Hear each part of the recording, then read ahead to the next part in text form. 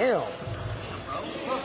Very few people on this earth are more fragile and insecure than bald, middle-aged men. Except for bald, middle-aged men who shoot up every product known to man and who make fun of other people in the gym who are just trying to better themselves, because guys like this have the personality of a loaf of white bread. Anyway, meet Mike Van Cuck. I think that's how you pronounce it. I won't be double checking out of disrespect. I live in Canada and I've never heard of this sad little man in my life, but he assaulted Jeff Nippard at the gym the other day, completely unprovoked, and sent Jeff to the hospital. The worst part is that Jeff is such a nice guy that I don't think he'll actually press charges on this ogre, and he'll probably just agree to shake hands and move on. And if that happens, he's a much better man than I am, because the charges would have been pressed before my ass even got off the gym floor. Now you might be wondering, what kind of person in their right mind would shove another human being to the ground by the throat without a valid reason? Well, this guy is obviously not in his right mind, and there's clearly some childhood trauma and lots of bottled up emotions that he needs to seek real psychological help for, but there was actually a reason for assaulting Jeff in the middle of a busy gym. Any guesses? Well, Jeff made a video about him and posted it on Instagram. I didn't say it was a good reason. So this ape got so hurt by another man's social media video, which was very mild-mannered, polite, unbiased, and coherent, that's a big one, and there was nothing to even be offended by. Science guys really need to answer this question before anything. Why is it that you remain so mediocre, yet you know so much? I know I don't need to respond to this, but since he asked, using science-based training, I won Natural Bodybuilding Nationals. I earned my pro card on the most competitive stage in the World Natural Bodybuilding Federation. I placed second in my first bodybuilding pro show, and while doing this, I set the Canadian record on the bench press, and I set a provincial record on the squat. I currently weigh 180 pounds at 5'5" tall, which is pretty close to my natural limit given my height and my genetics. That's all besides the point though, because facts are facts. Information is either right or wrong. It doesn't matter who that information is coming from. If the people with the best physiques had the most knowledge, why would C-Bum need a coach? He has the best physique on the planet. Who could possibly know more than him? Well, it's pretty obvious that bodybuilding success comes from great genetics and really hard training, and if you want to make it in the IFBB, steroid use. I like science because it gives me more confidence in what actually works and what doesn't, because it isolates variables. If you trust a big guy's advice over scientific studies, that doesn't bother me. I listen to what big guys have to say too. His little ego was so hurt that his first instinct was to put his hands on a man who's not even half his size. Personally, I think the content of Jeff's video was just too advanced for someone who reads and speaks at a third grade level to comprehend, so Mike, being emotionally unintelligent, took it as a personal attack. I'm not sure what would get through that thick, shiny skull besides Tren, honestly, but this is not Mike's first time having a temper tantrum because another man made him feel sad. But when the guy is much taller, the outcome is very different. Fine, I'll fucking punch your fucking face off. I'll go fight if you want to. You think I'm fucking scared? I don't give a fuck. Let's go. Let's go. I thought we were going. Take a lunch break, bro. Yeah, I hope You're gonna see. You just wanted to go outside with me, and now you're just talking shit. You don't want to be touched, then get the fuck out of here. Pretty sure the ones that talk like you guys are the ones who actually can't fight. Take the cameras off. I'm not taking nothing off. He's also bullied Eugene Teo in the past, calling him small and mocking his followers for taking his advice. The guy's a real loser. This is just embarrassing. Can you imagine pushing 50 with a fully gray Santa beard